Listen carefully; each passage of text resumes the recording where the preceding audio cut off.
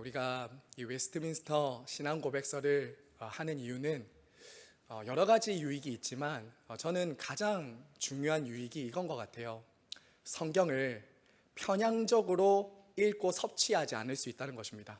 성경을 내가 좋아하는 부분만, 내가 익숙하게 잘 아는 부분만 우리가 듣지 않고 신앙 고백서를 따라서 이렇게 성경을 정리하고 요약하다 보면 조금 내가 그동안은 잘 몰랐던 부분들, 또 조금은 중요하게 생각하지 않았던 부분들을 함께 골고루 말씀을 듣고 섭취할 수 있다는 것, 이게 아마 가장 큰 유익 중에 하나일 것 같습니다.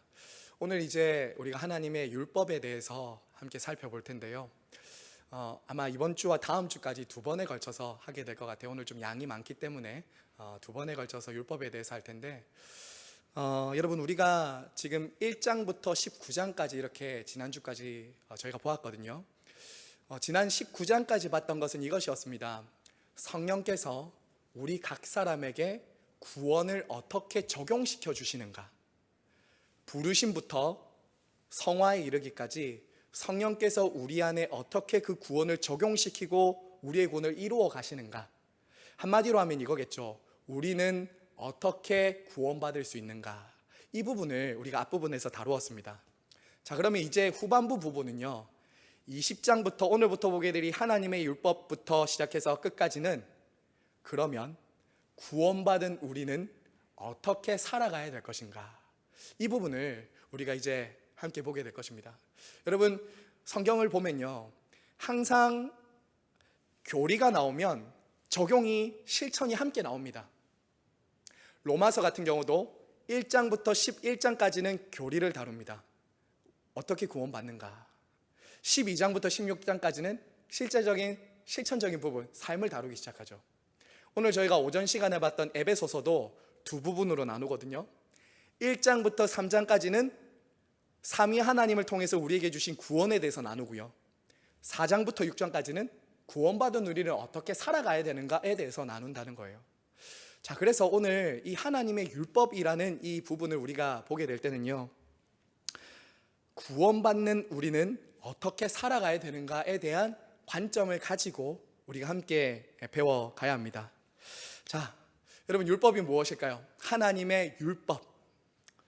하나님의 율법. 우리가 쉽게 이렇게 생각할 수 있습니다. 율법하면 무언가를 하라 혹은 하지 말라고 하는 조항쯤으로 우리가 생각하기 쉽습니다. 뭔가 예수님을 믿은 이후에도 뭔가 해야 되고 안 해야 되는 어떤 조항 정도로 생각하기도 쉽습니다.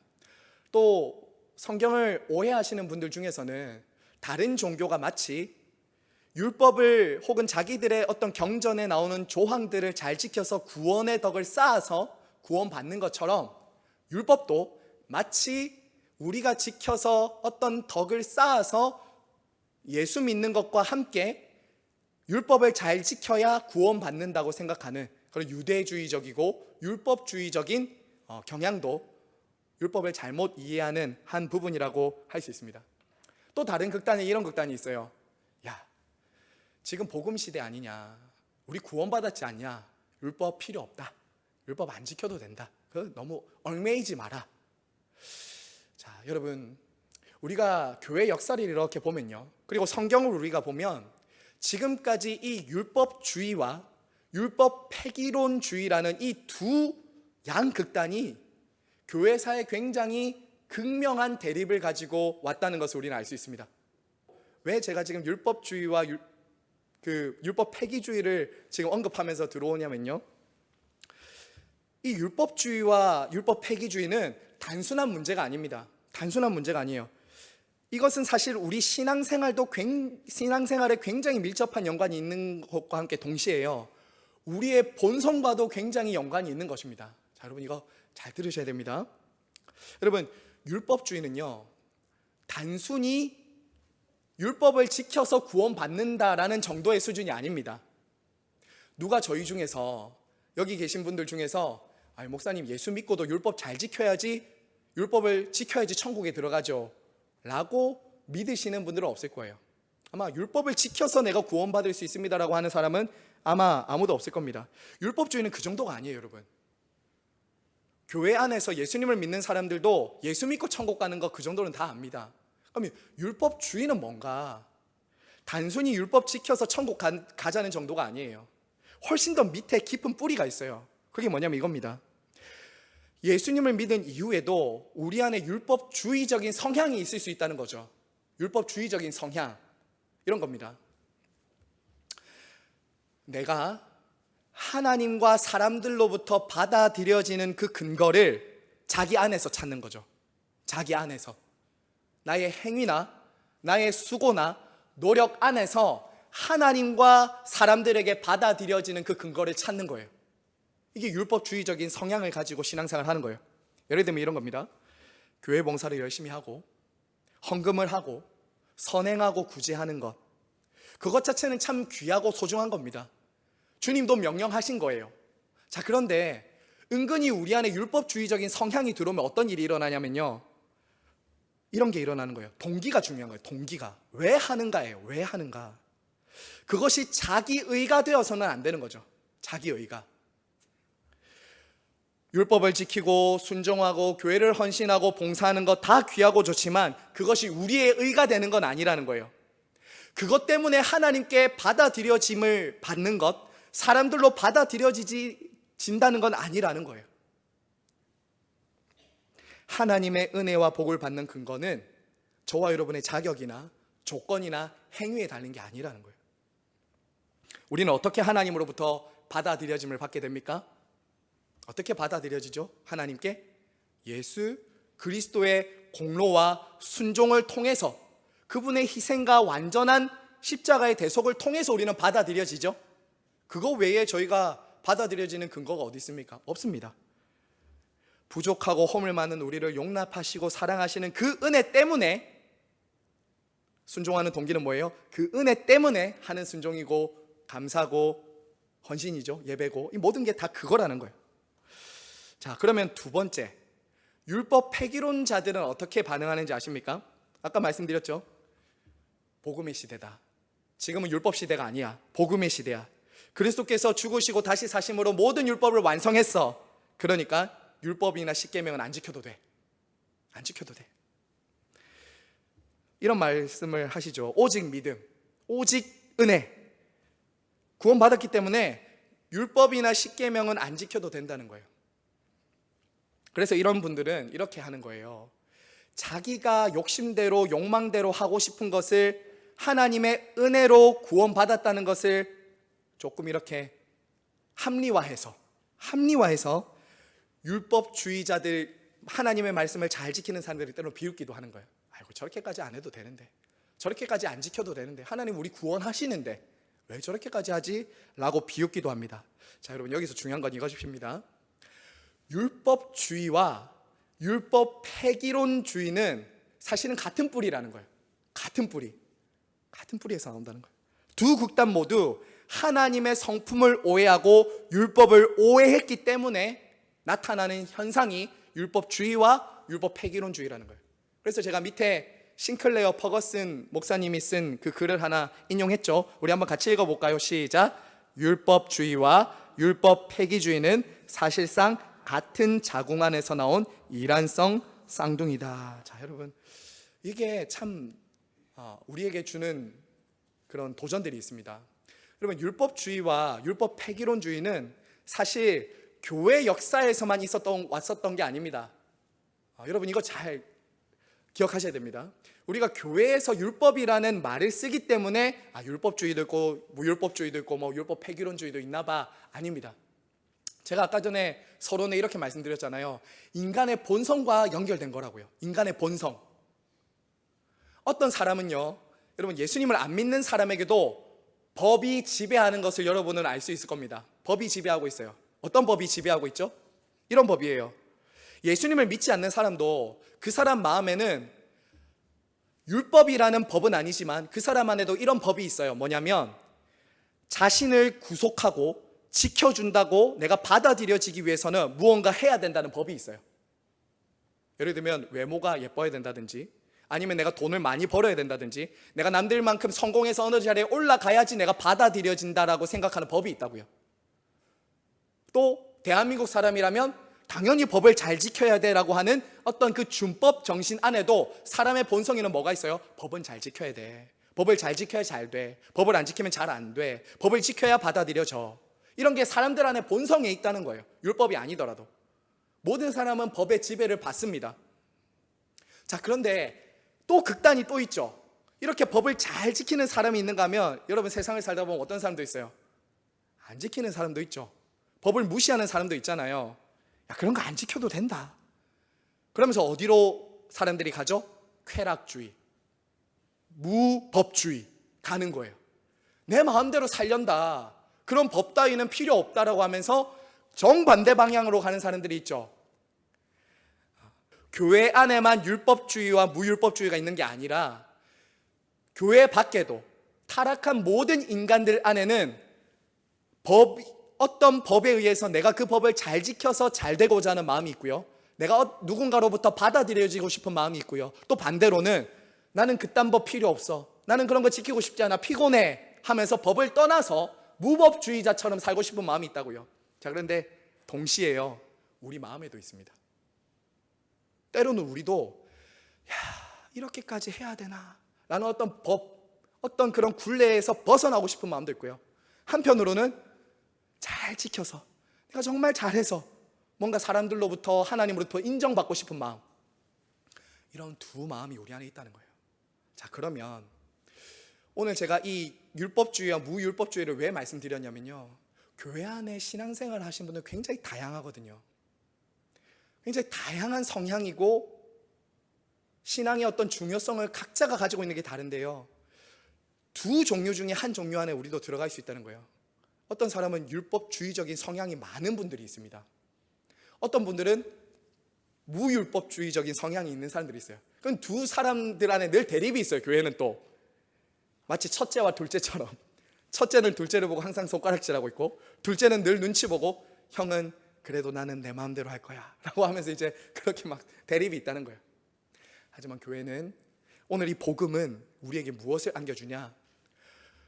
율법이 복음처럼 우리에게 얼마나 달콤한 것인가. 마지막 7항에 보면 나오겠지만, 율법은 우리를 뭔가 강제하고 억압하고 억눌러서 안 지키면 벌받고 잘 지키면 상 주는 정도가 아니라 우리에게 너무나도 기쁘게 복음과 함께 주님이 주신 선물이다. 이걸 우리가 이제 듣고 가야지 율법주의에도 안 빠지고 율법 폐기론주의에도 안 빠질 수 있는 거예요. 둘 다 건강한 신앙생활은 아닙니다. 아시겠죠? 복음이 주는 율법의 의미를 깨달아야 우리는 참되게 순종할 수 있다는 것입니다. 자, 여러분, 그러면 우리 1번 한번 볼까요? 1번 보시면 행위 언약으로서 율법이 나옵니다. 타락 이전인데요. 자, 하나님이 에덴 동산을 창조하셨는데 거기도 율법이 있었는가? 법이 있었는가? 네, 있었습니다. 자, 1항을 한번 보십시오. 1항을 한번 보시면 밑줄 쳐져 있는 우리 하나님께서는 여기서부터 순종할 의무를 부여하셨다까지 한번 읽어볼까요? 시작. 하나님께서는 아담에게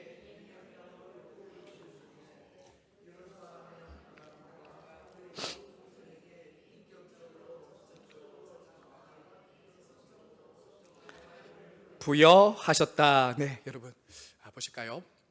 우리가 율법 하면은 주로 시내산에서 이스라엘 백성들과 하나님 사이에서 맺어진 그 율법 10계명을 떠올리지만, 신앙 고백서는 어디로 지금 거슬러서 올라가냐면 창조로 거슬러 올라갑니다.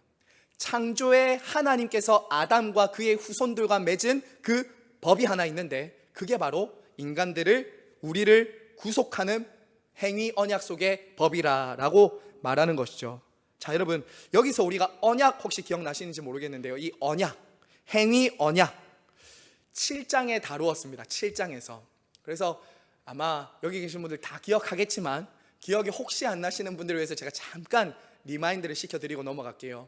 여러분, 행위 언약, 은혜 언약을 저희가 7장에서 배웠는데요, 언약이 뭐냐? 여러분, 교회에서 언약이라는 단어를 한 번씩 듣잖아요. 근데 저는 언약을 그냥 한 단어로 이렇게 정리하는 걸 좋아합니다. 언약은 관계입니다. 언약은 관계예요. 하나님이 우리와 어떻게 관계를 맺으시는가? 언약을 통해서 관계를 맺으세요. 언약 없이 하나님과 우리가 관계 못 맺습니다. 하나님의 일방적이고 조건 없는 언약 때문에 사람은 하나님과 관계 맺을 수 있습니다. 언약 없이 하나님과 관계 맺을 수 없어요. 그리고 이 언약의 가장 기본적인 개념은 뭐냐면 언약을 맺는 두 당사자 간에 의무가 있다는 거예요. 의무. 자, 여기서 행위 언약을 하는 두 당사자는 누구죠? 첫 번째, 창조 때는 누구죠? 하나님과 아담이죠. 하나님과 아담 사이에 맺어진 언약입니다. 그리고 아담과 함께 그 후손들이 함께 맺은 언약이에요. 대표성 때문에. 자, 그 법의 내용이 뭐냐 이거였어요. 선악 나무 열매를 따먹지 말라 이거였어요. 이 법이 창조 때의 에덴 동산에서 주신 하나님의 율법이었습니다. 행위 언약이었죠. 이거를 지키면 살고 어기면 죽는 거였어요. 자, 여러분, 그러면 왜 이런 법을 주셨는지 알아야 되잖아요. 왜 이런 법을 주셨는가? 왜 하나님이 따먹지 말라고 하는 그 금지된 열매를 주시고 왜 그걸 따먹지 말라고 하셨는가? 이걸 우리가 이미 배웠기 때문에 길게 설명 안 하겠습니다. 아담과 하와는 그 나무를 볼 때마다 뭘 기억할 수 있었습니까? 여기 마침 나무가 있네요. 이 나무를 볼 때마다 뭘 기억할 수 있었어요? 하나님이 창조주시구나. 하나님이 이 온 세상의 주인이시구나. 하나님이 우리 모든 사람들의 재판관이시구나 라는 것을 나무를 볼 때마다 알 수 있었던 것이죠. 그렇죠? 창조의 피조물의 최고봉으로서 인간은 모든 자유를 누리고 모든 만물의 이름을 지어주고 모든 동산을 다스렸습니다. 그런데 이 나무를 볼 때마다 누구를 기억해야 돼요? 하나님을 기억해야 되는 거죠. 나는 주인이 아니야. 나는 하나님이 아니야. 나는 창조주가 아니야. 그분이 하나님이셔. 우리는 이 나무 아래서 선악을 판단하실 하나님 앞에 날마다 서야 돼 라는 것을 알았던 거죠. 이 선악나무 열매를 볼 때마다. 자, 그래서 여러분 한번 생각해 보세요. 예수님을 믿지 않는 사람들 중에서 성경을 잘 모르는 사람들이 그 선악나무 만들어서 지금 사람들 다 범죄하고 사망 죽음에 처하게 된 거 아니냐라고 한 번씩 반문할 때 여러분 이렇게 대답하셔야 돼요. 아니다. 그거는 부담스럽거나 사람을 시험하려고 하는 것이 아니라 지키려고 주신 법이다. 그들을 오히려 지켜주려고, 창조주의 자리에 그들이 올라서지 않을 수 있도록, 하나님의 자리, 주인의 자리에 올라서지 않을 수 있도록 하나님이 그들을 보호하신 거예요. 보호하신 거예요. 안 먹으면 영원히 살 수 있는 약속까지도 주셨어요. 그래서 게다가 아담과 하와가 지킬 수 있는 능력이 없었냐? 아니었습니다. 타락 전이었기 때문에, 우리가 이 1항에도 나와 있지만 타락 전이었기 때문에 아담과 하와는 완전하진 않지만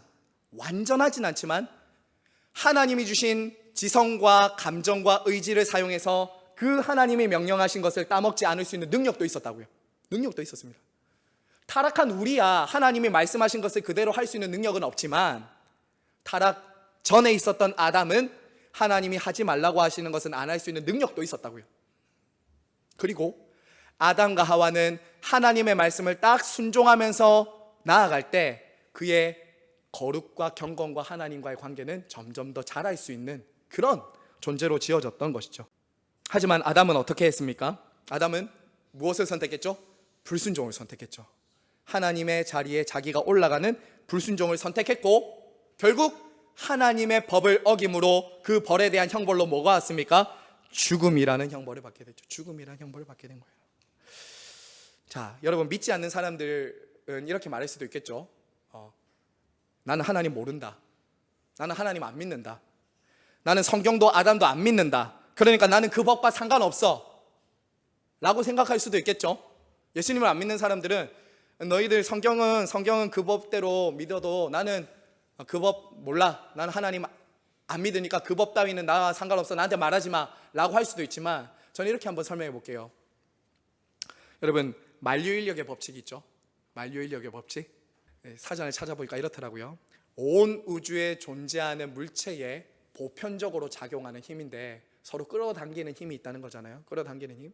저 여러분이 지금 공중에 안 떠다니고 발을 붙이고 지금 이 자리에 앉아 있는 이유는 만유인력의 법칙의 작용 때문에 지금 발을 붙이고 지금 지구가 끌어당기는 인력 때문에 지금 발을 붙이고 있는 거죠. 자, 그런데 여러분 생각해 보세요. 미개한 나라, 저 아프리카나 교육을 못 받은 나라에서 나는 만유인력 법칙 모른다. 뉴턴이 누구냐? 나는 그런 법칙 따위는 나와 상관없다. 나는 그거 안 믿을란다 라고 할지라도 그 사람이 그 법칙에 영향을 안 받고 있다고 말할 수 있습니까? 아니잖아요. 아닙니다. 그 법칙의 영향력 아래에 있다는 것은 부인할 수 없다는 거예요. 제가 왜 지금 이 말씀을 드리는지 이해가 가십니까?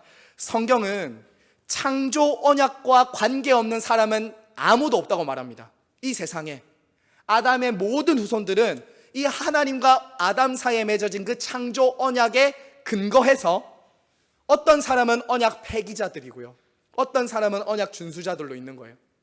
근데 아담 이후의 모든 사람들은 사실은 언약 파기자로 태어나서 하나님을 대항하며 거부하며 하나님에 대한 적대심을 가지고 살아간다는 거죠. 이게 창조 언약이 우리에게 가르쳐 주는 것입니다. 그래서 창조 언약은요, 그 사람이 믿든지 안 믿든지, 하나님이 있다고 생각하든 없다고 생각하든 분명하게 우리에게 가르쳐 주는 게 있어요. 너도 죄와 사망의 법 아래 있다는 것. 우리 모든 인생들이 죄와 사망의 법 아래 있을 수밖에 없게 됐다는 것을 이 창조의 법은 알려준다는 것입니다. 그래서 아담의 타락으로 모든 우리 사람들은 언약의 파기자가 됐을 뿐만 아니라 율법을 지킬 능력을 상실한 거예요.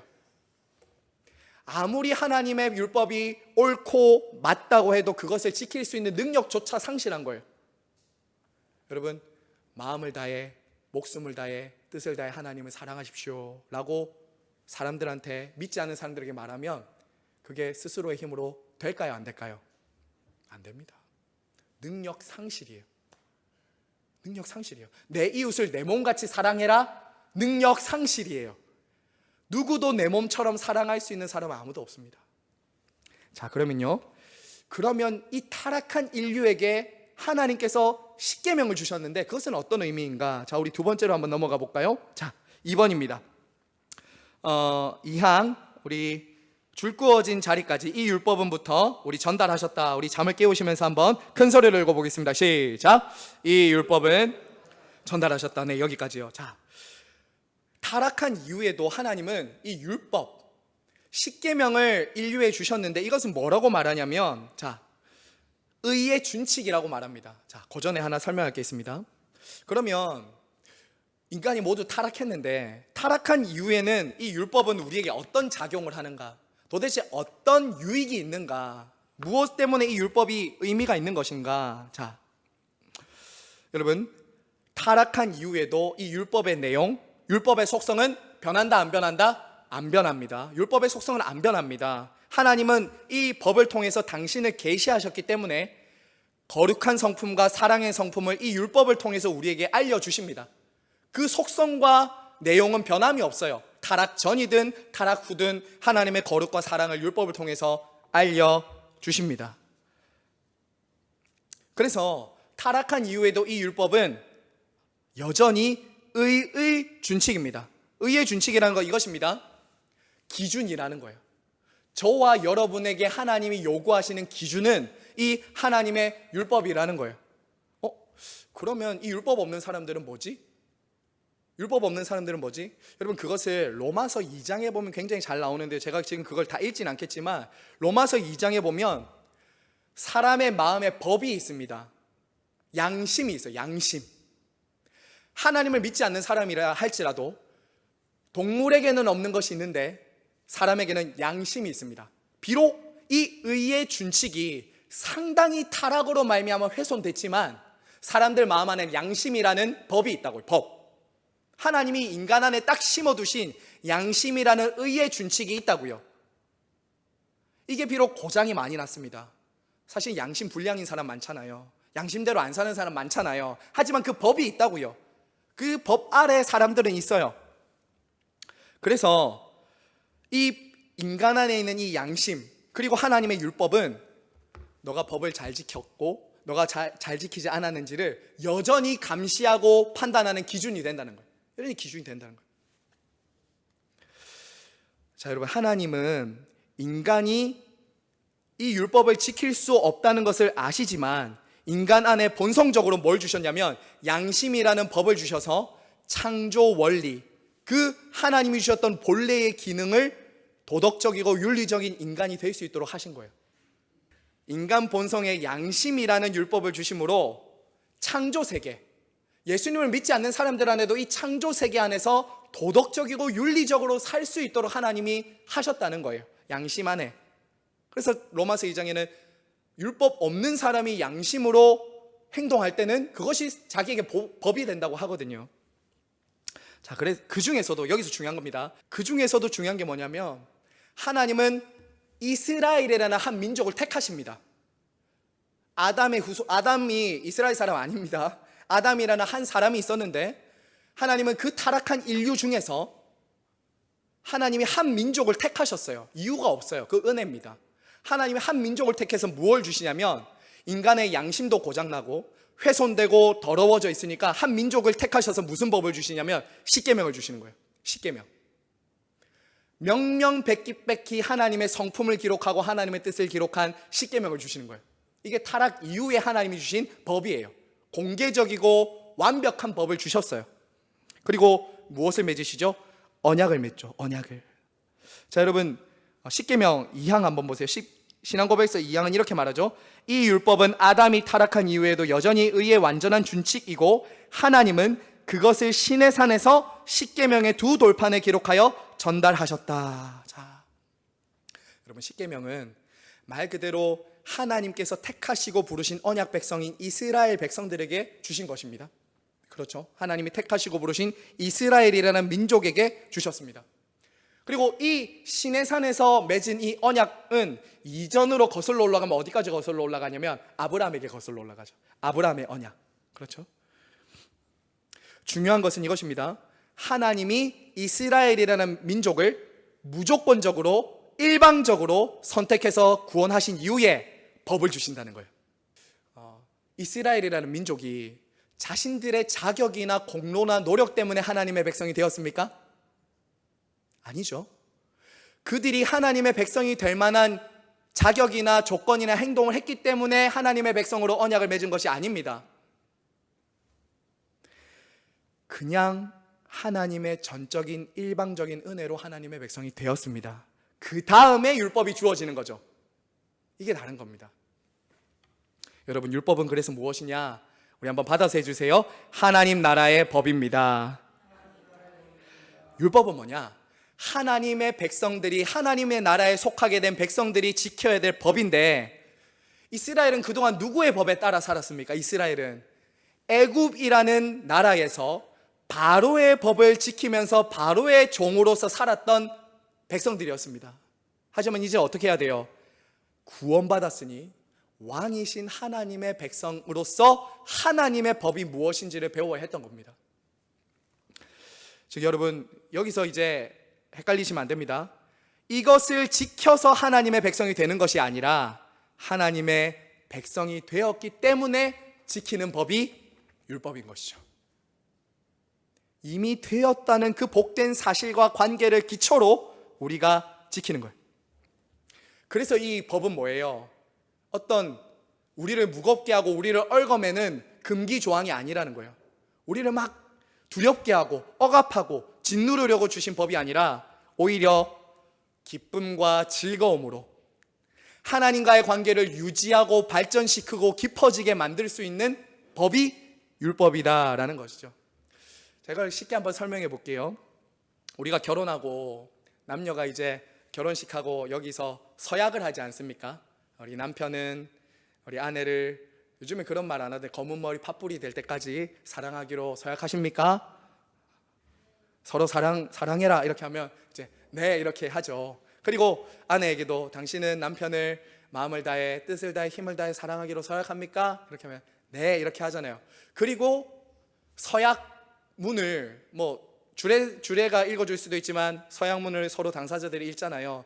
저도 결혼할 때 10가지 서약문을 같이 아내와 함께 읽고 그 모든 증인들 앞에서 이렇게 약속을 했거든요. 자, 그런데 여러분 그 서약문 혹은 서약한 그 아내와 지키겠다고 한 그 10가지 십계명이나 아니면 그 조약들이 저를 얽어매는 것이겠습니까? 그 조약들이 저를 막 괴롭게 하고 힘들게 하는 걸까요? 남편과 아내의 관계를 지키는 데 있어서? 아니죠. 만약에 그런 조항이 거추장스럽고 아우 싫다라고 느껴질 때는 딱 하나밖에 없습니다. 한눈 팔 때. 아닌가요? 아내와 내가 정말 마음을 다해서 결혼 때 서약하면서 나는 이 사람밖에 없고 저 사람은 나에게 온전한 하나밖에 없는 관계입니다라는 것을 우리가 무거워서 지키는 게 아니잖아요. 사랑하니까 그냥 지키는 거잖아요. 다른 사람에게 눈 안 돌리고 내 아내를 위해서 내가 책임을 다하고 의무를 다하는 것은 기쁨이에요. 저의 즐거움이에요. 왜? 사랑하니까. 근데 그게 무거워지기 시작하고 그게 싫어지기 시작하고 그게 없어졌으면 좋겠다라고 생각하는 건 언제예요? 그가 더 이상 사랑의 대상이 아닐 때. 무거워지고 싫죠. 법이 없어져 버렸으면 좋겠죠. 내가 왜 그랬을까? 라고 생각하기까지 하죠. 사랑이라는 거예요. 율법의 기초는 그래서 사랑이라는 거예요. 너희가 얼마나 큰 사랑을 하나님으로부터 받았냐라는 것이 시작이에요. 이게 무엇을 치료할까요? 무율법주의로 치료하는 거죠. 법 없이 살 수 있어. 나 하나님 무거워 싫어. 그딴 거 필요 없어. 라고 하는 사람에게 네가 어떻게 구원받았는지 한번 생각해봐라. 근데 어떻게 네가 네 마음대로 살 수 있니?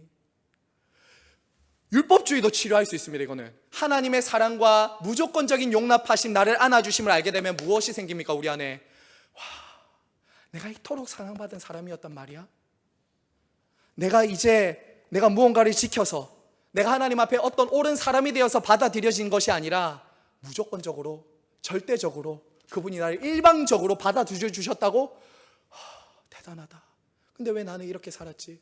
왜 나는 하나님 앞에, 사람들 앞에 나의 옳음을 주장하려고 했지? 둘 다 치료되는 거예요. 여러분, 조항을 지켰기 때문에 부부가 된 것이 아닙니다. 이미 부부가 됐기 때문에 조항을 지키는 거예요. 어디까지나 서로에 대한 책임과 의무를 다함으로 부부의 관계를 더 발전시키는 거죠. 그 관계를 더 깊이 누리는 거죠. 그걸 더 즐거워하게 되는 거죠. 이게 하나님의 율법입니다. 하나님의 율법입니다. 그래서 여러분 기억하십시오. 율법 자체는 결코 나쁜 것이 아닙니다. 결코 나쁜 것이 아니에요. 하나님이 주신 선하고 아름다운 거예요. 오늘도 사도 바울이 그랬잖아요. 율법이 죄냐? 그럴 수 없느니라. 율법이 죄냐? 그럴 수 없다고요. 복음도 하나님의 계시고 율법도 하나님의 계시입니다. 둘 다 우리는 하나님이 주신 선물로 받아야 돼요. 그러려면 뭐가 중요하냐? 율법 속에 담긴 하나님의 사랑, 율법을 주시면서 이미 맺어진 하나님과의 언약, 이게 있을 때 우리는 율법주의로부터도 점점 치유될 수 있고요, 율법 폐기론으로부터도 치료될 수 있어요. 첫 번째 계명이 뭡니까? 너는 나 외에는 다른 신을 내게 두지 말라. 자, 여러분, 이 계명이 무겁게 느껴지는 것은 우리가 이 계명에 담긴 하나님의 계시를 잘 모르기 때문에. 만약에 무겁게 느낀다면, 너는 나 외에는 다른 신을 두지 말라는 것은 명령이면서 동시에 하나님이 주신 계시입니다. 자기 계시예요. 이 말은 다른 말로 하면 뭡니까? 나 외에는 다른 신이 없다는 거거든요. 나 외에는 다른 신은 없다는 거거든요. 나와 같이 온 세상을 창조하고 너희를 구원한 신은 나 외에는 없다라는 하나님의 자기 계시가 1계명입니다. 1계명이에요. 자, 여러분, 이 10계명은 두 부분으로 나눌 수 있죠. 두 부분. 첫 번째 부분은 뭡니까? 어떤 거죠? 하나님을 사랑하는 것이고, 두 번째 부분은 뭐죠? 이웃을 사랑하는 것입니다. 그래서 여러분, 사도 바울은 이렇게 말했어요. 로마서 13장 8절에 보면 이렇게 말합니다. 남을 사랑하는 자는 율법을 다 이루었느니라. 남을 사랑하는 자는 율법을 다 이루었느니라. 결국 10계명의 핵심이 뭐라는 거예요? 하나님 사랑과 이웃 사랑, 사랑하는 자에게는 율법이 다 이루어진다라는 것이죠. 자, 여러분, 이처럼 율법은, 우리가 오늘 기억해야 될 것은 이것입니다. 율법은 하나님의 은혜의 도구라는 거예요. 은혜의 도구. 하나님이 자신을 계시하시는 계시의 수단입니다. 구원받기 위해 주신 것이 아니라 구원받은 성도들이 감사함으로 지켜야 될 것이 율법이다라는 것이죠. 그래서 여러분, 우리가 이 율법을 순종하면 어떤 일이 일어납니까? 하나님과의 바른 관계를 맺을 수 있습니다. 그리고 동시에 이웃과의 바른 관계도 맺을 수 있습니다. 실제로 일반적인 사람들도요, 창조 세계에 있는 이 사람들, 살아가는 사람들에게도 5계명부터 10계명까지는 유효합니다. 여전히 유효해요. 살인하지 말라, 간음하지 말라, 도둑질하지 말라, 이런 거는 예수 안 믿는 사람도 다 압니까 모릅니까? 이 정도는 다 알아요. 다만 1계명부터 4계명까지 그들은 지킬 수가 없습니다. 구원받은 백성들이 하나님을 사랑하지 않으면 지킬 수 없거든요. 1계명부터 4계명까지는. 다만 5계명부터 10계명까지를 우리가 지키는 이유는 세상과는 다르죠. 우리는 구원받은 백성으로서 지키는 겁니다. 구원받은 백성으로서 겉으로 행동뿐만 아니라 마음까지도 보시는 하나님 앞에 미워하지 않으려고 하죠. 마음으로 음욕을 품지 않으려고 하죠. 욕심 부리지 않으려고 하죠. 이런 게 이제 구원받은 저와 여러분들에게 율법에 주신 내용이다라는 것입니다. 구원받은 백성에게 주신 하나님의 율법이라는 선물, 한 주간 동안 제가 결론부에 이렇게 썼는데요. 성도는 어떤 사람인가? 여호와의 율법을 즐거워하는 사람입니다. 여호와의 율법을 즐거워하는 사람. 여러분, 율법은 우리를 무겁게 하는 금기 조항이 아닙니다. 율법을 지켜서 여러분들이 더 의로워지는 수단도 아닙니다. 그저 감사함으로, 기쁨으로 순종할 때 하나님과 이웃과의 관계가 더욱더 깊어지고 풍성히 누릴 수 있는 하나님이 주신 선물이라는 것 기억하시면서 율법을 사랑하시고 즐거워하며 순종하는 저와 여러분 모두가 되시길 간절히 바라고 소망합니다. 이 시간 우리 찬양하고 기도하겠습니다.